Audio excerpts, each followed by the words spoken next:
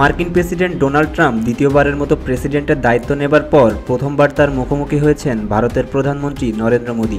বৃহস্পতিবার হোয়াইট হাউসে ট্রাম্পের সঙ্গে বৈঠকে বসেন মোদী। বাণিজ্য থেকে অভিবাসন একাধিক ইস্যুতে আলোচনা হয় ওই বৈঠকে।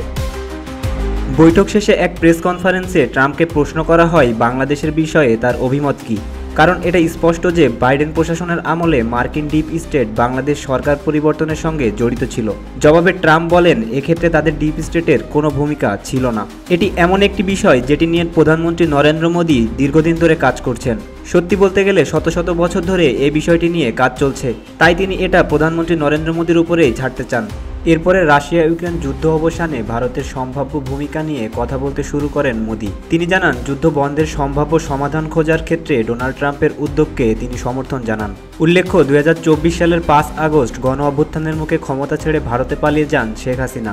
গণ অভ্যুত্থানের 6 মাস পার হলেও তিনি এখনও ভারতের লোকচক্ষুর আড়ালেই রয়েছেন।